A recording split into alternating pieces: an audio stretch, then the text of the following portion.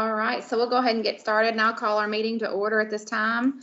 And if everyone would join me in a moment of silence, please.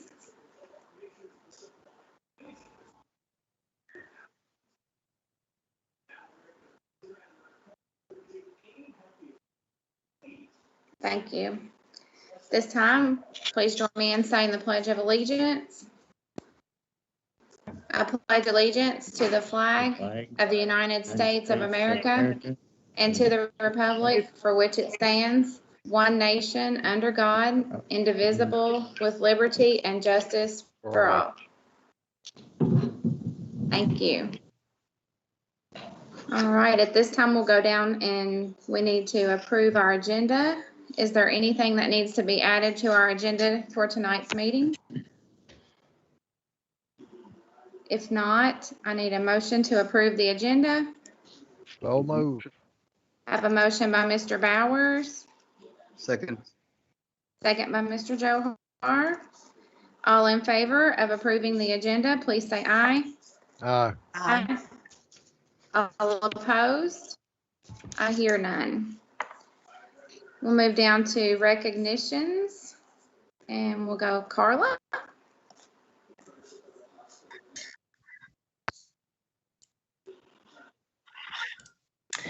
I am having some technical issues. I'm sorry. Good evening. I have recognitions this evening, so we'll see how this goes. Just one second.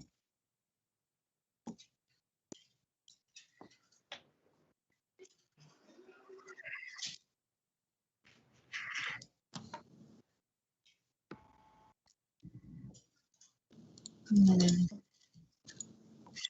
I bet you're not seeing what I'm seeing. I see your picture.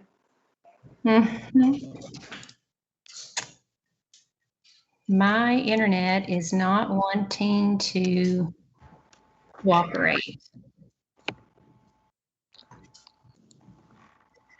Okay, let's see. Get a hammer. I think it's the snow. Okay, do you want a black screen right now? Yes. Yeah. Okay, great. All right. So this evening, I want to let you know that Miss Kimberly McClellan White, she's an art teacher at West Campus. She does a fabulous job with the kids each year, and she sends in their artwork to this regional competition. And so recently we had several students who placed and received gold key or silver key or honorable mention. And so tonight she created just a quick YouTube in recognition of those students. And I want to show that. It's just a little over a minute long. But I do want to recognize two particular students who their artwork is going to move on to nationals later in the spring. And so hopefully they'll receive some type of recognition with that. But the first one is Layla Cunningham. Layla is the daughter of Jason and Marissa Cunningham of Greenville, and she's a junior. She won in the drawing and illustration category. And then Isaac Rose, he's the son of Sid and Becky Rose of Bremen. He won in the category of photography. And so when you all watch this, you're going to be amazed at the work that our students, the talents that they have. So just one second.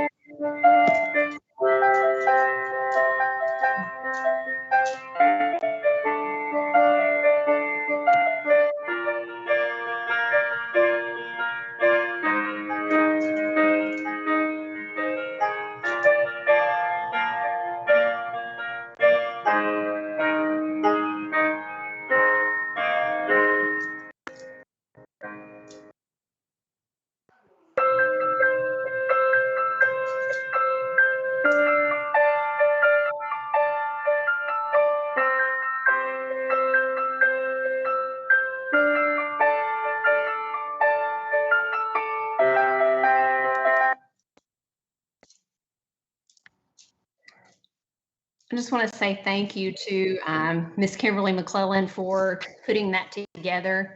I think that it really showed off our students, and congratulations to Isaac Rose and Layla Cunningham. That's all I have in recognitions. I do want to just throw in a PSA real quick. We are having through STAND next Thursday evening a mental health fitness event, and it's going to be virtual. I will send emails to you board members after this meeting tonight, inviting you. You're welcome to register and be a part of it. We're very excited. So just want to let you all know that. Thank you very much. Thank you, Carla. All right. Congratulations to those students, by the way. Yes. Yes. We'll move down. A lot of talent, it looks like. Something I can't do. So we'll move down now to our treasurer's reports. Eric? Hello. All right, tonight I bring you the financials at January 31st, 2021. So revenues, beginning balance was about 23.7 million. That's up by 5.5 million. That's mainly due to I'm sorry, I stepped forward too much. The monthly receipts, excuse me, are at 10.6, and that's up about 1.68 million from last month, and that's the difference between the TVA and the large tax checks that we had. So that's kind of the combination of those two things. So SEEK, it's down 76,000. That's from the offset that we got in December for the SEEK, and it'll be 76,000 down for the rest of the year. So, or it should remain flat at that point. Federal is down about 900,000 because if you recall, we submitted about 700 something thousand dollars for the ESSER funds and gear funds. Food service is down about 36,000. Daycare is up about 1,000 for total receipts and revenues about $34.3 million. Getting tongue tied tonight. Goodness. Sorry. Expenditures, accounts payable for the month of January was $732,000. It's down approximately $317,000 when compared to the same period of last year. The significant bills in January were $193,674 to Old National. And that's for debt service, and $35,265 to Westerfield Builders. Payroll is at $2.568 million, and that is down $152,000 versus January of 2020. And again, sub costs are still down about 75% when you compare it to last year, for total expenses of about $3.3 million. Accounts payable breakdown, all funds, about $503,000 in fixed mixed expenses. Utility expenses were about $98,000, and variable expenses were $131,000. Further breakdown of that is general fund was $342,000. Fund twos were about $88,000. Construction is $35,000. Debt service about $194,000. Food service and daycare were about $72,000, and agency and scholarship was about $1,000, or was $1,000, excuse me. For the ledger balance at the close of the month, about 31 million. Bank balance about 23.7. Outstanding checks 466,000. Cash at the close of the month was about 23.2 million. Of that, the general fund is at 23 million, about 7.5 million up from the previous month. And food services balance is up 121,000 from the previous month. So overall, our balance up about 7.3 million. The extended financial picture, to June 2021, we expect to have about 24.8 million. And are there any questions? Eric, for the SEEK calculation, is that due to drop in enrollment, or what the driver? No, last month they gave us, there was some ESSER and gear funds that the state had. So they distributed it to all the schools, and they basically swap that out. So they gave us a bump of about $1 million last month, about 1.2 million last month. And now they're going to offset it for the rest of the year on our SEEK payments. Okay. Thank you. What's the principal balance on the debt we got with the Old National? Oh, I'd have to come back to you on that one, Rajiv, but I think That's no problem. I was just wondering how many years are left for this kind of amount? Well, we've got I think it's close to 40 million outstanding. We've got 2 large bonds that are going to roll off, should be at the end of next year, to the tune of about $300,000 or $400,000 in payments annually. So, and then in about 7 more years, we'll have more coming off. Okay. Thank you. No problem. All right. Any other questions? If not, I need a motion to approve the treasurer's report. Make a motion to approve. I have a motion by Ms. Wells, Second. second by Mr. Bowers. And all in favor of approving the treasurer's report, please say aye. Aye. Aye. All opposed? I hear none. We'll move down to payment of bills and salaries. Eric? All right, thank you, Mr. Ager. All right, this month I bring to you $257,987.77 for board bills. The significant portion of that is debt service again, was about $126,000 payment that's going to Old National. Small amount in Fund 2, about $27,000, and general fund is $105,000. So fairly small one this time. Okay. Any questions on bills and salaries? If not, I need a motion to approve payment of bills and salaries. Make a motion. I have a motion by Mr. Johar, and I'll second. No, go ahead. All right. All in favor of payment of bills and salaries, please say aye. Aye. Aye. All opposed? I hear none. We'll go down now to, thank you, Eric. Moving on down now to public participation. And Sherry, do we have anyone?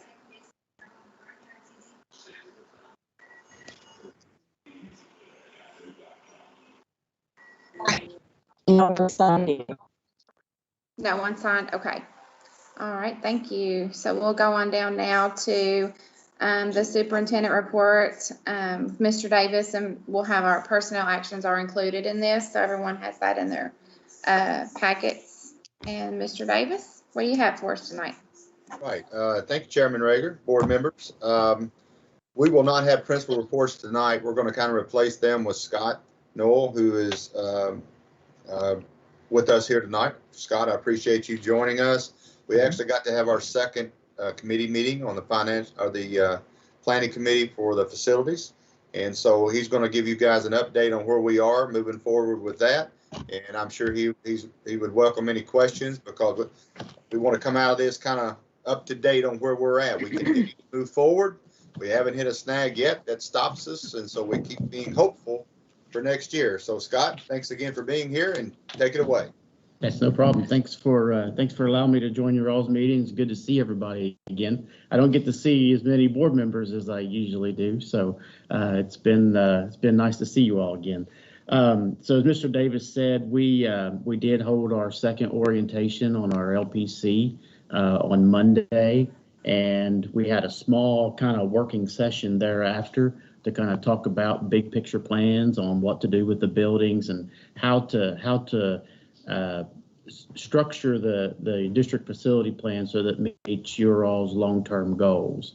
And so at that meeting, we also went ahead and scheduled our next 2 meetings, and you're all more than welcome to attend. The next meeting is this coming Monday on the 22nd at 5:30. And then we'll have another meeting on March the 1st at 5:30. Both of those meetings will also hold a public forum prior to the meeting. That way, if there are any students or parents or business associates within the district that have questions about this planning cycle, more than welcome to come in and and ask questions. Moving forward, we have to have at least 3 regular LPC meetings. We have to have 2 public forums and then eventually a public hearing. Our goal is by tomorrow, end of day tomorrow, I'll have a draft plan that the LPC has asked me to create based off of the information that we know at this point. So we'll have a draft plan in place for all the LPC members to take a look at, possibly over the weekend if they have time, and write down any questions or concerns that they may have for a committee discussion on Monday. Now, as far as the actual kitchen addition, cafeteria renovation at West Campus, thank you all again for trusting us to be your trusted advisor on your buildings. We appreciate you hiring us to complete that project for you. So right now we are wanting to make sure, and I'm not really clear on whenever you all will be initiating the BG1 for that project, but we are on track right now to be able at your March board meeting to have the first submittal ready. But in the meantime, we'll want to sit down with your food service director and Ms. Bumps and just talk over what the change that could happen at the high school and make sure that we design accordingly that's going to fit the needs of the campus. So outside of that, that's we're excited to get rolling and excited to be communicating with you all again and your LPC members and I think this will be a really good change for the district. Scott, we have submitted the BG for that. Oh, perfect. For it, so it's been submitted and it's been approved by KDE already. Oh, perfect. So okay, well, I'll double check in FactPack to make sure that we're listed as a third party. And at that rate, at your March board meeting, or if you're planning to have a special call anywhere between now and your March meeting, just let me know. We may be able to get that first schematic delivery approval ready to go and be that much further along. So, thank you. Mm-hmm. Scott, would you tell her, just kind of tell us all, what's a best case scenario? I know that's being optimistic doesn't work well anymore seemingly, but let's be optimistic. What could we hope for as we move forward? I know we got to go through 2 more committee meetings. We got to get KDE involved, then back and then to the board. What's a reasonable, I should say, maybe timeline for that to happen if it all goes as we propose?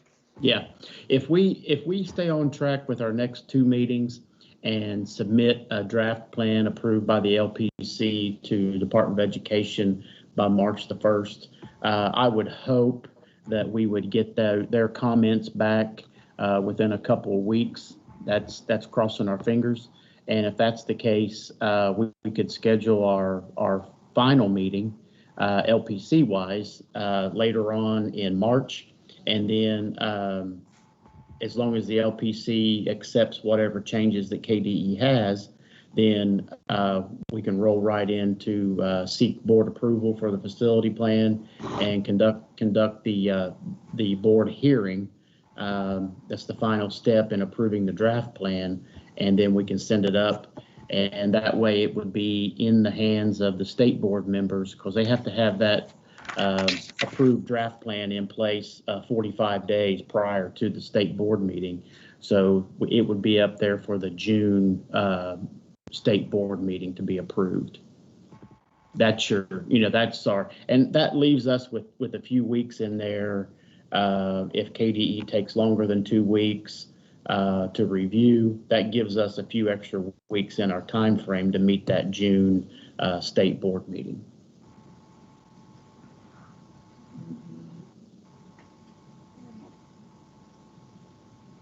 Y'all have any other questions for Scott?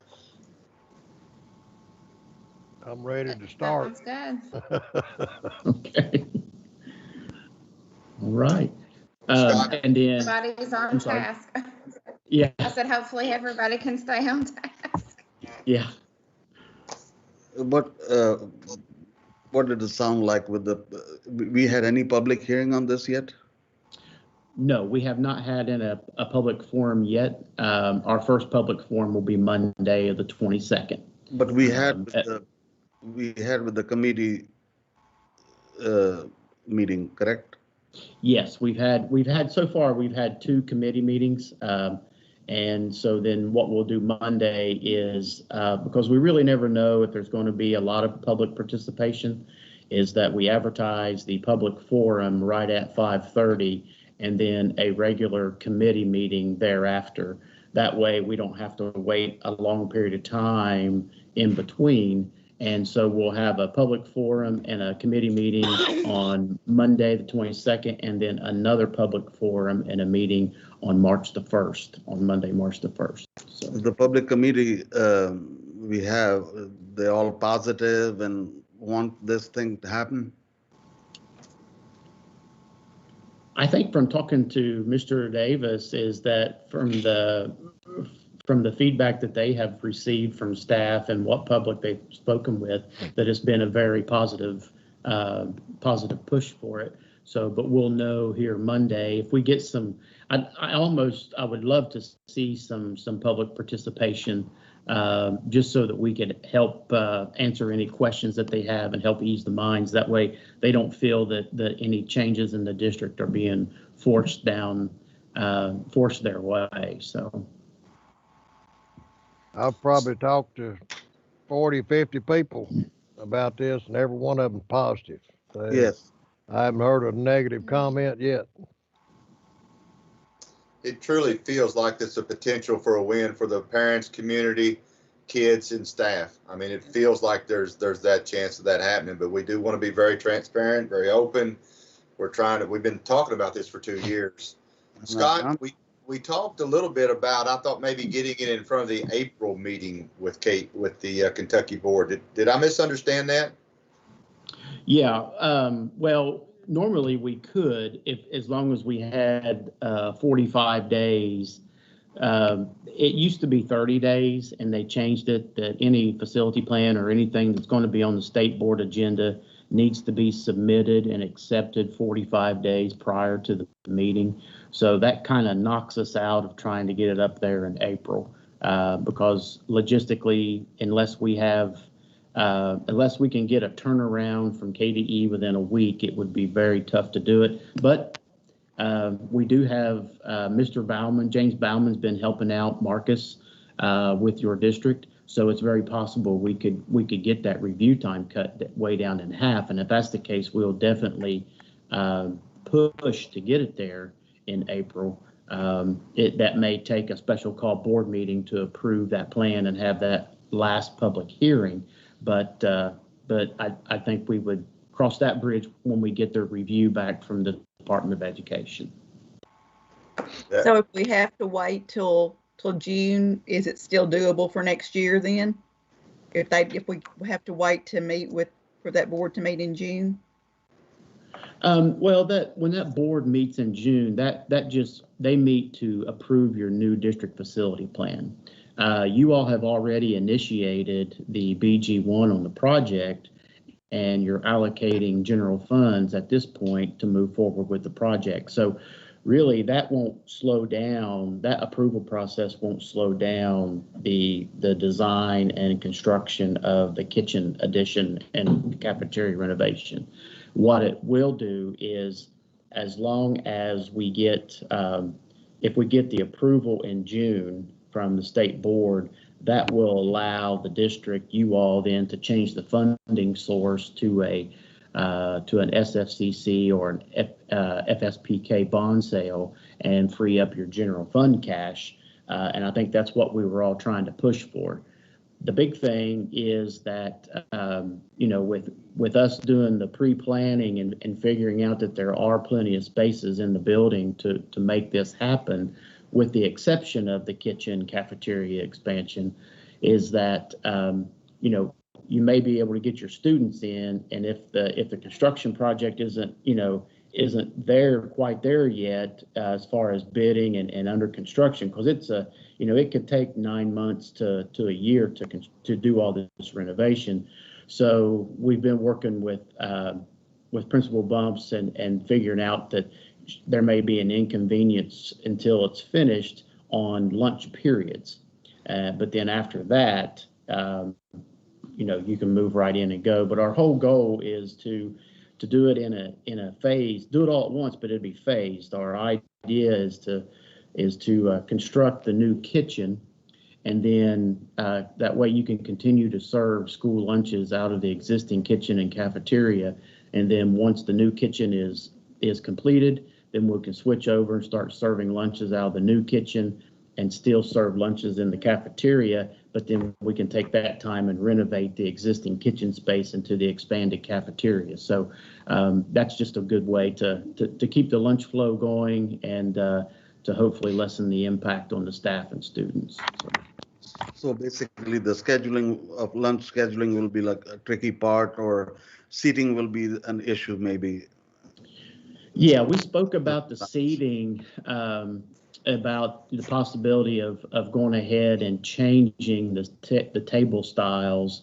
There's a lot of round tables in the current cafeteria that if we change it back to the rectangular tables, we could seat more students. And again, just hopefully that everybody knows that the first part of the year is just going to be, this is temporary, and that whenever we get the expanded cafeteria, that it'll help to relax and loosen the seating up a little more. So. Thank you. And Eric or Scott, you either one can correct me if I say this wrong, but one of our real worries moving forward is waiting on approval from that state board was the funding, and paying for this cafeteria, because we have in SFCC funds about $750,000 that can only be used for brick and mortar type building stuff. Can't be used for staff raises, can't be used for textbooks, just for that. We didn't want to move forward if we couldn't use that. It may have cost us a year, but it's a big deal that we can move forward with general fund dollars. And then once that is approved, we can shift over and then replenish it. We can switch funding sources. And if we couldn't have done that, that may have very well slowed us down a year. So is that fair to say? That's correct. Yes. All right. And, and the other benefit that a lot of districts and you all would especially benefit from this is the food service budgets have changed quite a bit, and a lot of districts are able to pull from any extra food service money to pay for the equipment that goes into the kitchen. So that will be a great help, because that will, if you're able to utilize any of those funds, then that will allow your bond payment to be less as well. So if you have a bond payment to make on it. So there's just a lot of moving parts, but it's good to be rolling forward with it. And you guys have obviously taken a great leap and a great step on going ahead and authorizing that BG1 and utilizing general fund dollars to keep it moving. So that's a great benefit to the district. So. Correct. Thank you, Scott. Okay. Right. No. Thank you all very much. If you have any other questions, let me know. If not, I'll probably see a few of you on Monday. So y'all have a good weekend and stay safe. Thank you, Scott. You too, Scott. All right, thanks. Nice to see you. Bye-bye. Moving on a little bit, obviously weather has hit us hard, guys, the last little week plus. And that's the big concern with some of these temperatures we've had, not just to mention the snow, but we really worry about some of our kids that aren't in good situations at home. And one of the reasons we ran NTI days instead of trying to have a snow day is basically to be a lifeline for some of those kids and be available and try to meet and eyeball them. And we reduced the workload. We asked teachers to do that, and they had to kind of change the way they went about things for a little bit to give kids time to be kids and do a little snowing or whatever. I remember that back in the day. That is a fun thing, but we tried to worry about the mental health thing too. I mean, that's something we wanted our folks to talk to our kids about. You worry about them, and I worry about kids who maybe didn't have water and they didn't have heat, and they we haven't been able to feed for 2 weeks, haven't been able to get the buses out.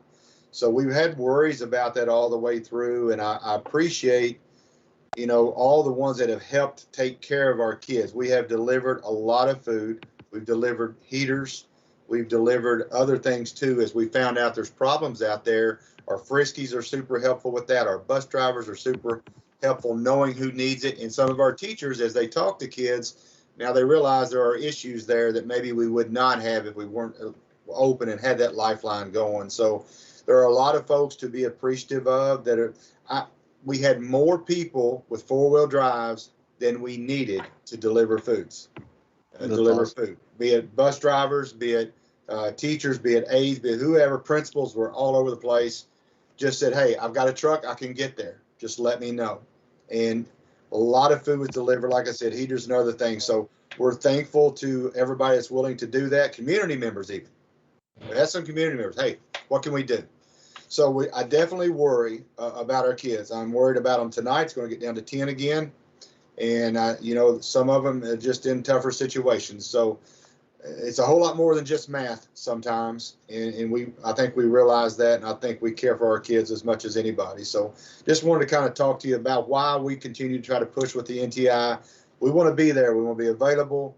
And that has worked to our advantage and the kids' advantage throughout the week. So worried about Monday now. Obviously, we're down tomorrow. Monday's iffy. The weather's looking better, but we've got some back roads, and we'll see what happens. I'm hopeful to get back Monday, certainly Tuesday, and hopefully this is the end of this mess and we can move forward. But it's been a rough week plus, and certainly for some more than others. Good news is our entire staff has received their first vaccination. That was as of last Wednesday, I think. Big shout out to Julie, working with some folks from Walmart, and they were good to work with. I think she would agree. And about 70% of our staff elected to take the vaccination, and that's more than most districts from what I'm hearing. And it's hard to believe, but we're turning around even today. She's reaching out saying, hey, we've got second shots we need to start working on.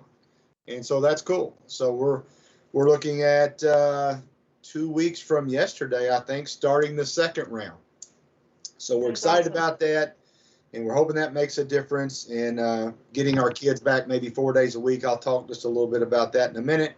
But that went pretty well. The weather just held out long enough for us to have a very big Wednesday of last week, 200 or so in, and it was iffy. But by golly, we got it done, and folks got in, and it was one more day would have been a mess. And so we're very fortunate there. Speaking of our numbers, on that state map that we see where we've been red for a long time.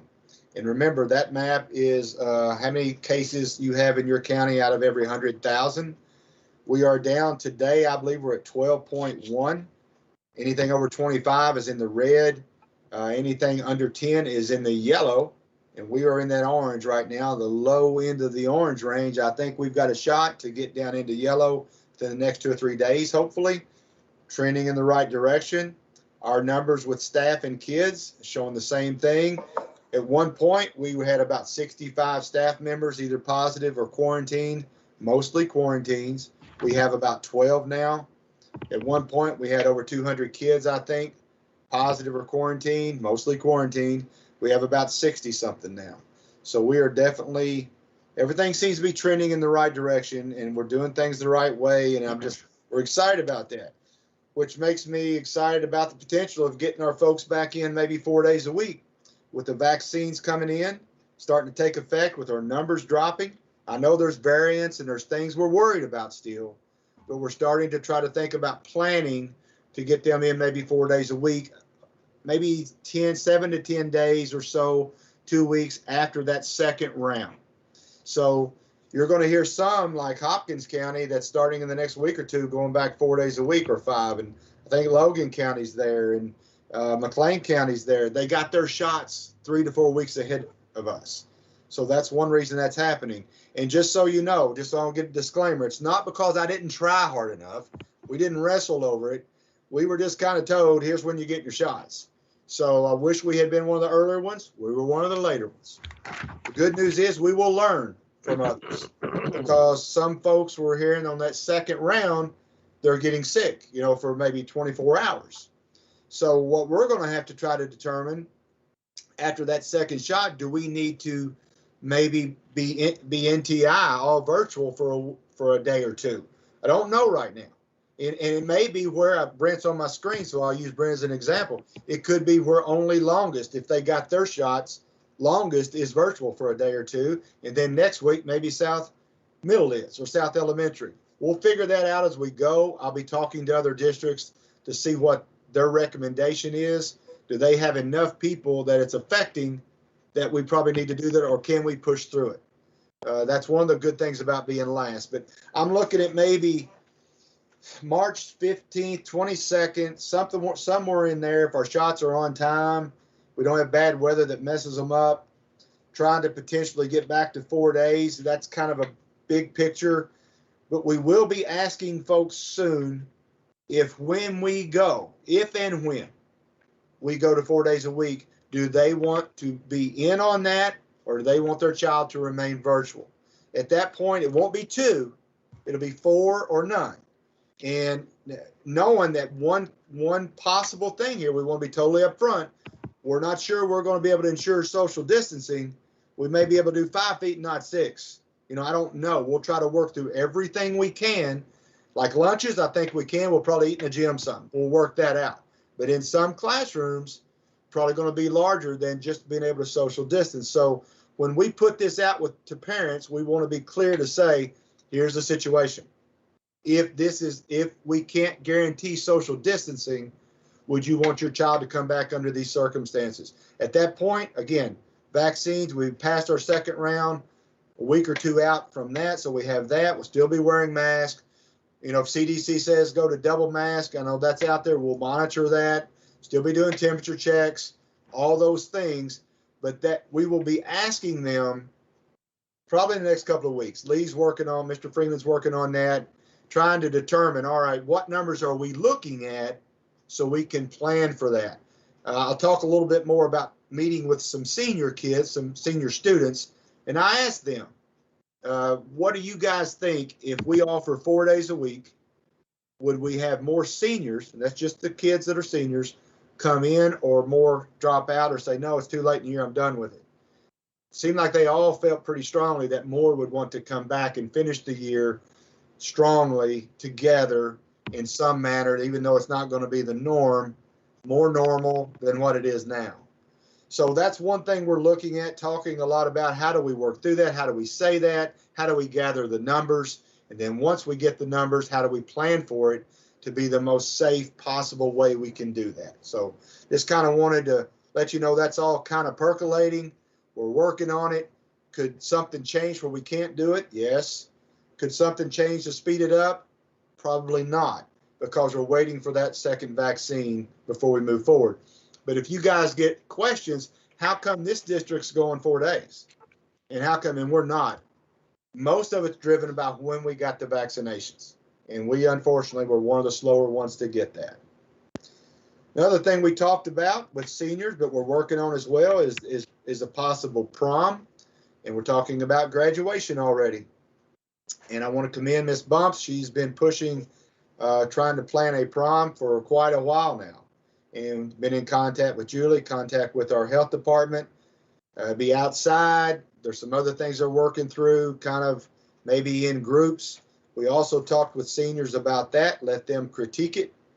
They seemed pretty excited about it, pretty open to it. I won't go into all the details now because it's still a work in progress, but we'll certainly keep you abreast. And I understand that Kathy Bethel is totally involved in this. I really want to make this happen for the kids.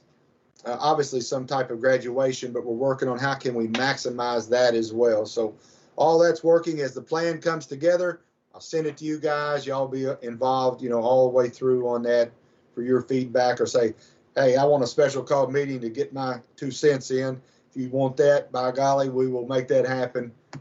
Certainly want your voice involved and want people to know you guys are involved through all of this. I talk to you all the time. The next thing is the best thing that's happened in a while. Donna, I commend her. Thank you, Donna, for getting a group of seniors together. She invited 15 or so. We may have had 10 that were able to be on it yesterday. And guys, I could not be prouder of a group of kids, the way they handled themselves, the way they articulated their thoughts and spoke with us. I mean, they get it. They get it that this is, the pandemic just stinks and some things we can't do. But they also needed us to listen, I think, and hear that it is tough for them. You know, just like a winter formal. For us, if we're not careful as adults, that's one thing out of a million. For seniors, it's a huge deal. They've looked forward to it forever, and we didn't get to do it. So our question to them was, what can we do going forward to offer as many experiences as we can? And we talked prom, and we talked graduation. And they came up with some things we hadn't even thought about that we may very well be able to implement. But what I was most impressed with was their ability, their soft skills, their ability to have a discussion and make their points in a reasonable way. I think a lot of us adults could probably learn from that. And I'm just really proud of them. We've got some awfully good kids that handle themselves very well. And we are bound and determined to do as best we can going forward to give them every opportunity, every experience that they deserve. So we're working on that. We'll keep you involved with that. Donna, thanks. You did a great job getting some kids together. And speaking of that, I've asked all the principals to get a group of kids together at their level.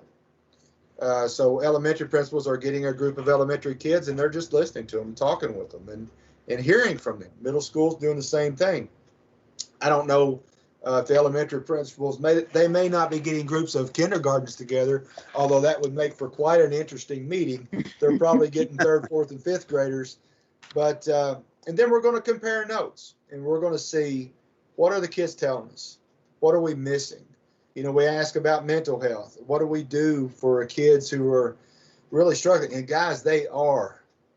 They're breaking down. I mean, they're just having the stress is just a lot. I mean, this is not what they want. This is not what they're used to. And we just need to do better and better at trying to meet those needs, not just instructional. Yes, we're stressed about that too.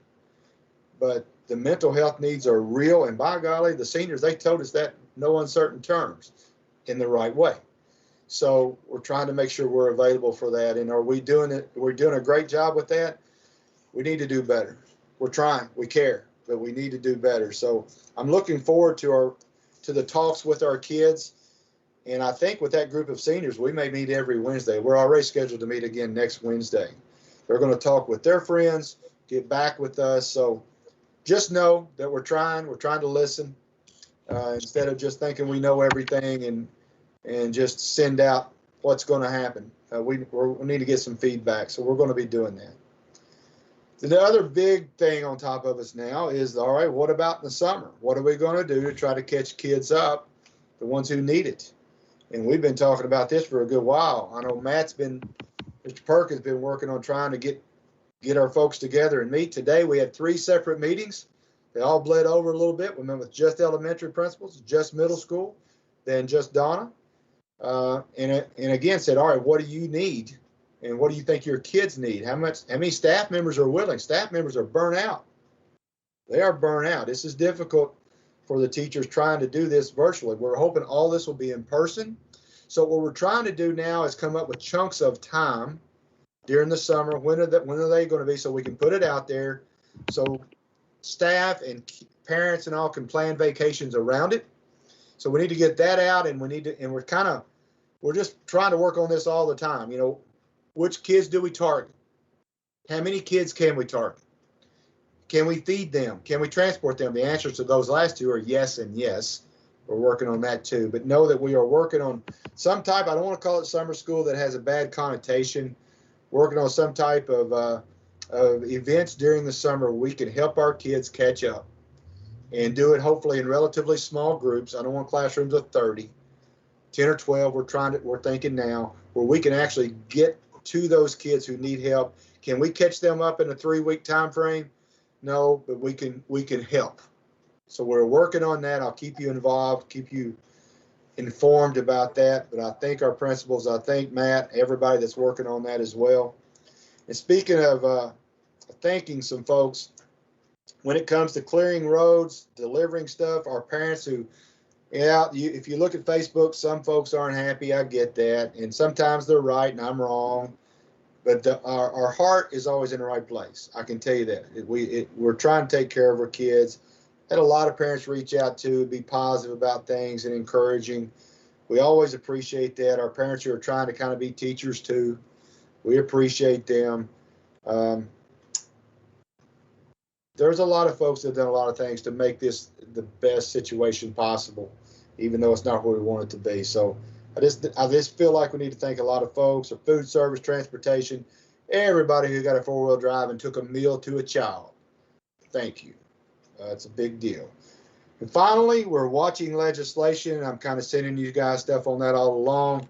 Worried a little bit about the kind of the tax credit bill that may move some money away from public schools to private schools. New pension plan for new hires, probably starting in a year or so. Watching that seems to be pretty reasonable. We're trying to get into the details and figure that out. Don't know if either one of those are going to go through. And there's some other things out there. There's one where kids could get another year in school, including seniors. I don't know if that'll move or not, but that's out there, and it would include, if you're an athlete, you get another year to play, kind of like colleges are doing.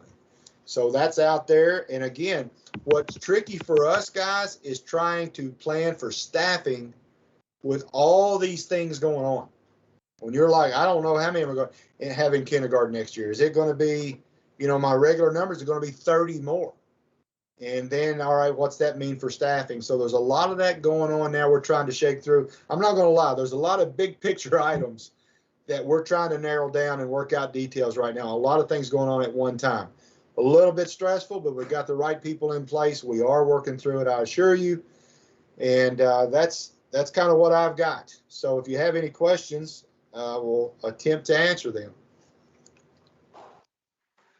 So is there any talk at all? I had mentioned the other day I saw where Indiana was doing the 3 feet rule with the mask at school. Is there any talk of that at all in Kentucky? I haven't heard any, but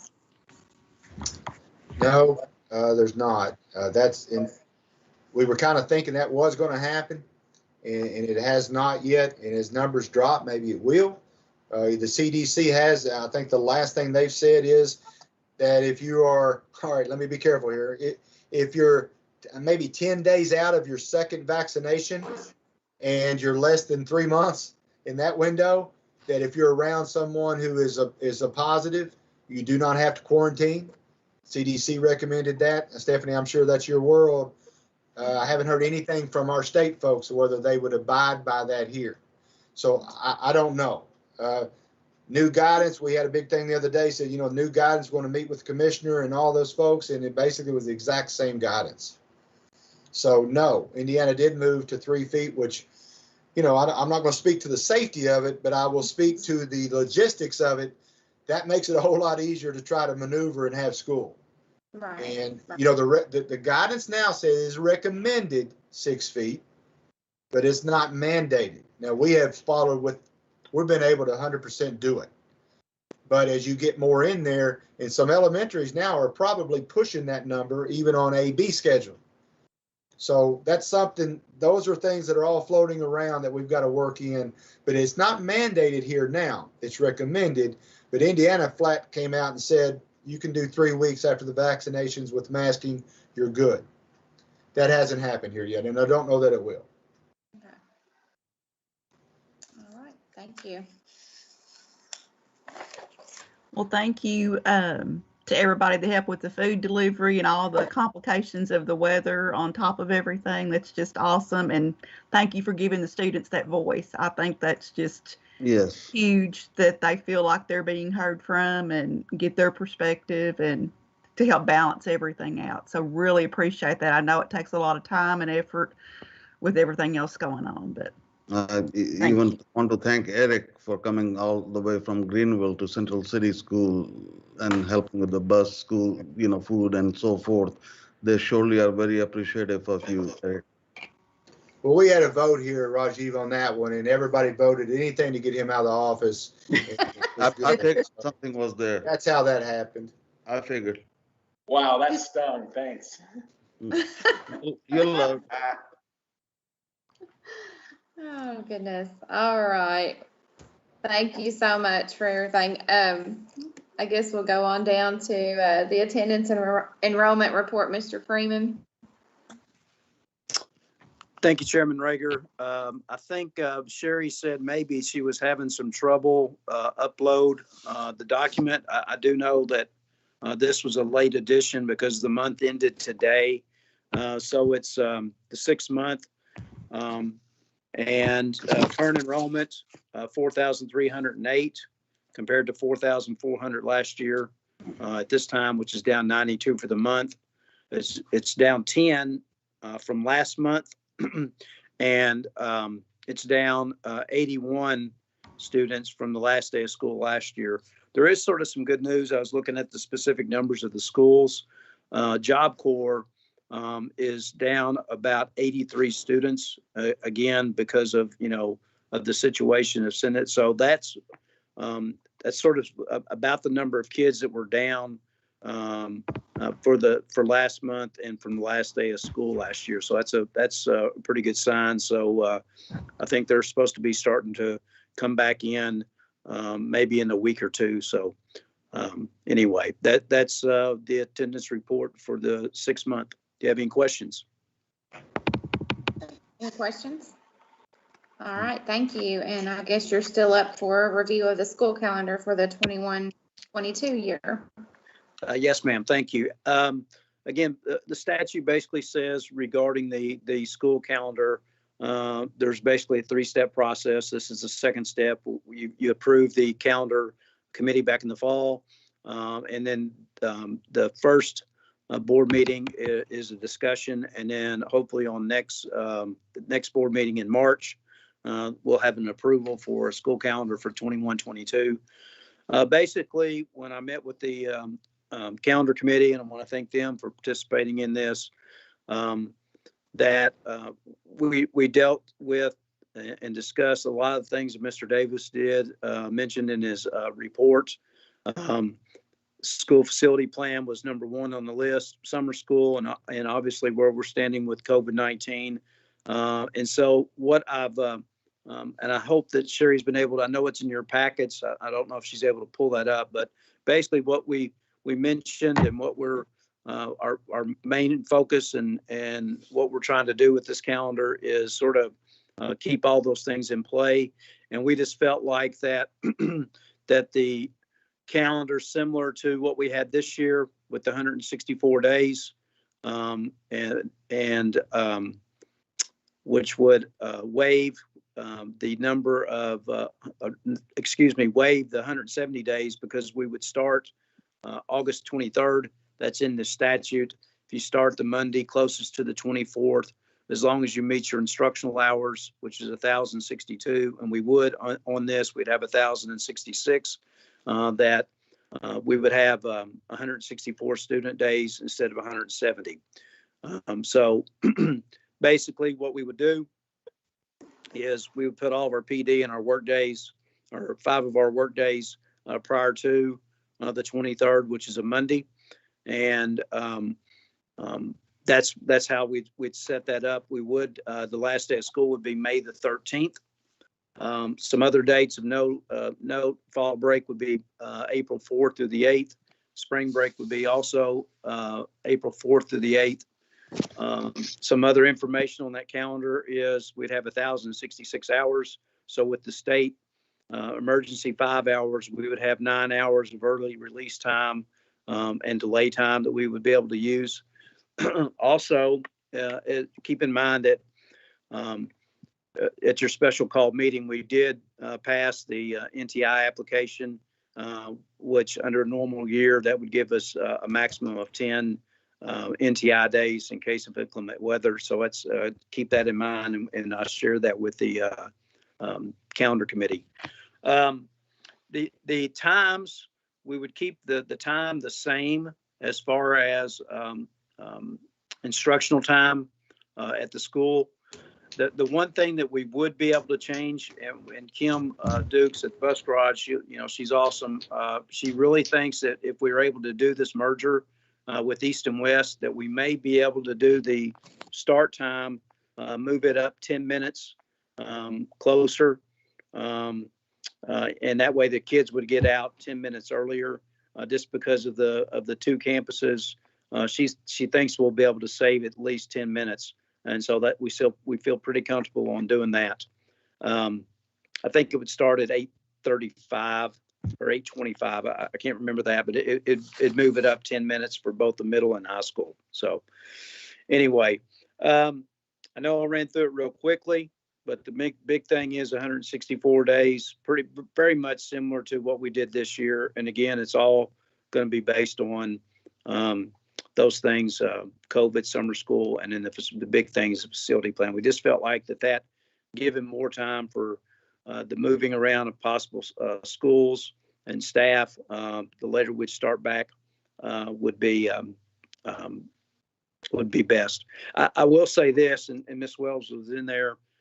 She represents the school board, and I think she would concur with this, that, most people in the committee, they're ready to get the kids back to 173, 174 days after this year. Once this consolidation takes place, they want more days with school, but they also understand that this is a big deal, and this is what's best for kids, all right, as far as getting those 9th and 10th graders back in one campus with the 11th and 12th. So anyway, any questions?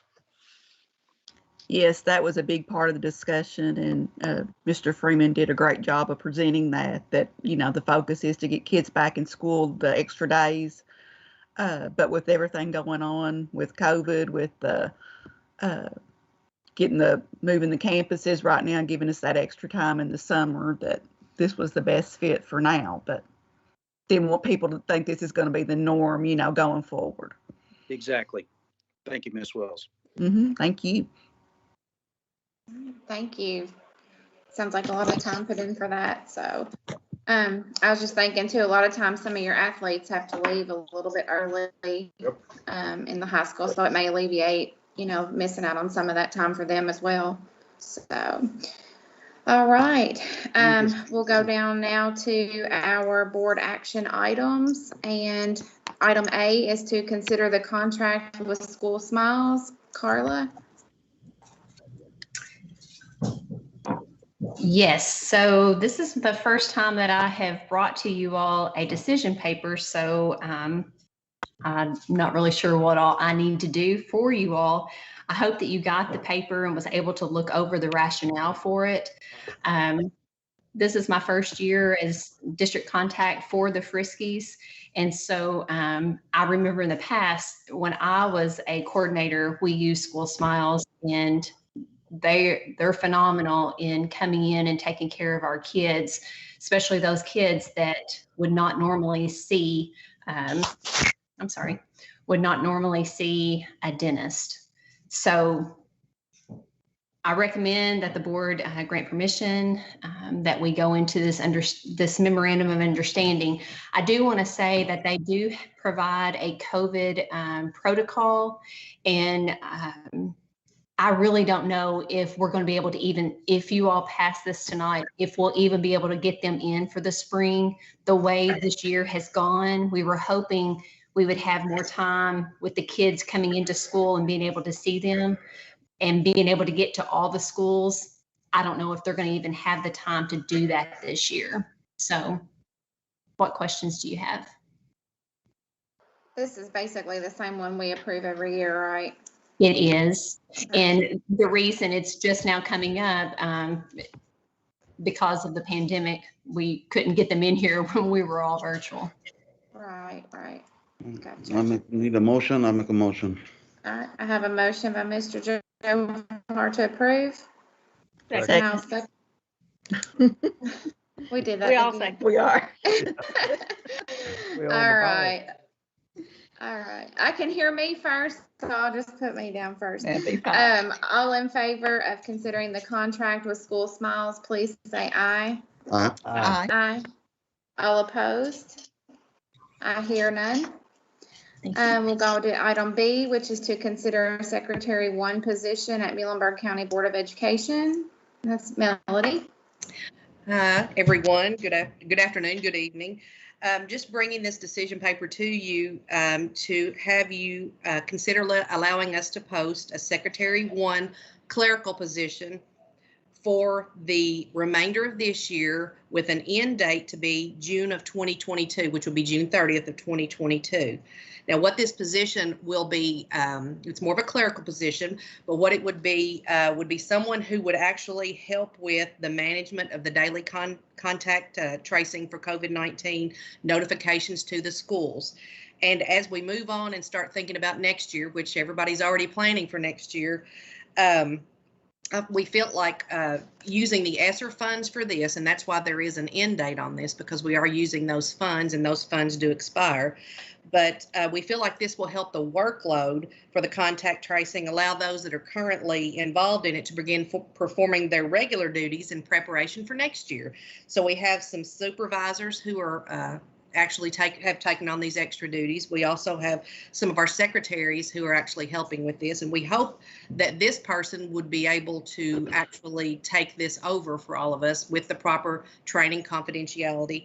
Right now, there are 6 people involved at the board in contact tracing, and that's just at the board office. So we want to allow these people to go back to maybe performing their regular duties. So that's what we're asking, to allow us to post this position for that time frame. Yeah, I want to jump in just a second. She's modest enough not to say it this way, but I'm in on the texting, and I know with Melody and Julie in particular, everybody's working hard. Don't get me wrong. Don't want to leave anybody out. But Saturday nights, Sunday mornings, holidays, it's never ending. We have 20 more addresses. We have 60 more addresses, and they look them up and they do that. And it's at some point we've got to take something off of that, because it's going to be going on for a while. So this person is to help train them and give, try to take some of them off. So maybe Melody can work on some personnel stuff, and Julie can work on some special ed stuff. Now that I'm joking, they're still doing that, but this is nonstop, literally 24/7. We have to figure out how to get some short-term help. And don't anybody think, hey, we're just adding folks to the board. Certainly not trying to do that at all. It's a short-term thing paid by federal funds, but for this kind of thing. So, in the future, we'll be bringing other things to you with federal funds, maybe interventionists at the schools. There'll be other things we're going to be doing. But right now, this is a critical need that we probably should have done 2 months ago, but better than 2 months from now. So there's my 2 cents. Make a motion to post this job and do the hiring. All right, I have a motion by Mr. Johar, Second. second by Mr. Bowers. All in favor of considering the Secretary 1 position at the Muhlenberg County Board of Education, please aye. Aye. Aye. All opposed? I hear none. And we'll move down to item C, approve BG5 for central office roof replacement. Eric. Thank you, Chairman Rager. These are the last and final step with KDE on BGs for any construction project. The BG5 basically closes the project out and allows us to, we turn in the final numbers to them, how much materials and supplies, engineering, if anything hit contingency, anything like that. So on this one, we actually have $3,595.04 that will actually get moved back to the general fund that are no longer restricted. So that's what this BG5 is for, is to close this project out. Okay. Any questions? I need a motion to approve. So moved. I have a motion by Mr. Bowers, Second. second by Ms. Wells. All in favor of approving the BG5 for the central office roof replacement, please say aye. Aye. Aye. All opposed? I hear none. And item D is to approve the BG5 for the longest roof replacement. Eric. Thank you again. And this one, actually, there's $20,379 left. So this one will move a larger chunk back into the general fund. So just need you to approve this one for me as well. Make a motion. Have a motion by Mr. Johar. Second. I have a question before we go on to that. Yeah. Eric, the portion of the roof that's being fixed there at Longest, is that something we're adding on to now that has been done previously, or is it a fix? No, from so this is, okay, I'll tell you the brief background on this. These projects were started in 17 and done then. The problem is there's the BG4 that you all approved a little while ago. I could not get the architect to sign off, and without going into too much detail, I don't think I think he's getting up there in age, and he was not able to get it signed. And so I kept going back and forth with KDE saying, what do I do? What do I do? So finally I was allowed, after some negotiating with KDE, I basically negotiated that I'd put some notes in there saying that I was unable to get the architect's signature. And mind you, he was a great person to work with. It's just that I don't think he remembered me asking him to do that.